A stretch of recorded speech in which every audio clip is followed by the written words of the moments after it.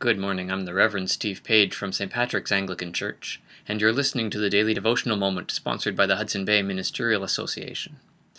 This month I'm drawing our images of Christian faith and spirituality from the wonderful world of sports. Today let's go back to the 1964 Winter Olympic Games. They were held in Innsbruck, Austria. It was not a good Olympic Games for the United States. If you are used to seeing the U.S. dominate whatever it tries, you'd have been surprised to find that by the midpoint of the 1964 Olympics, they had only 2 measly medals, and neither was a gold. They had 1 silver and 1 bronze.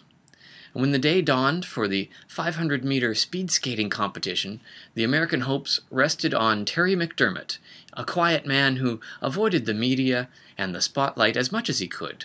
He preferred to shut out all the noise and just to skate. Now that day, his coach decided that McDermott needed to feel a little more pressure. He took a chance and requested that his skater have one of the last races. Now, whatever advantage they might gain from knowing what the times to beat would be were offset by the ice conditions, which would likely be much worse toward the end of the competition. And to add to the challenge, McDermott was going to have to use borrowed skates for the race, because his only pair had broken a few weeks earlier and repair attempts had failed.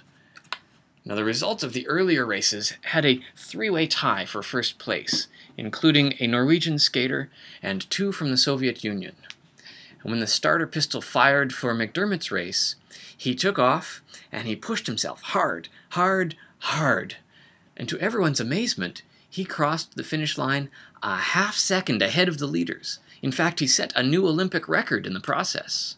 And more than that, he made his country proud, and he prevented the U.S. from going without a gold medal for what would have been the first time ever. Terry McDermott faced a lot of pressure that day, and he rose to the challenge. The pressure brought out the best in him. Some athletes thrive under pressure. They seem able to control their adrenaline and get the clutch hit, or the timely goal, or the perfect pass. Others, however, wilt under the pressure. They drop the pass. They fan weakly at strike 3 with the bases loaded, or they blow it in some other way appropriate to their sport.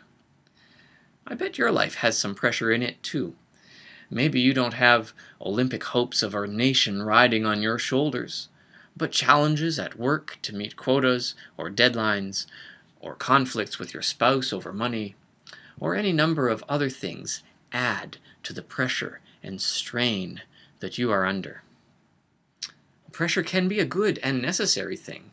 Think of the tires on your car. They need a certain amount of air pressure in them. Too little, and you can't drive your car. But too much pressure in your tires is also dangerous. Pressure can either destroy or strengthen us.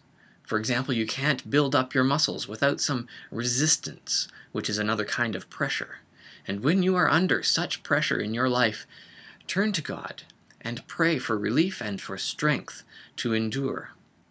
The Apostle Paul wrote in 2 Corinthians chapter 1 and explained to his readers a bit about what he had recently been facing. He wrote, "We were under great pressure, far beyond our ability to endure, so that we despaired even of life.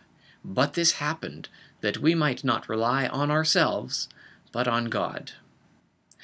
What a great lesson. Rely on God at all times, but especially during those times of great stress and pressure.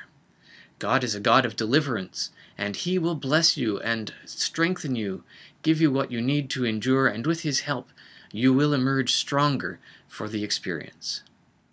For St. Patrick's Church, I'm Steve Page.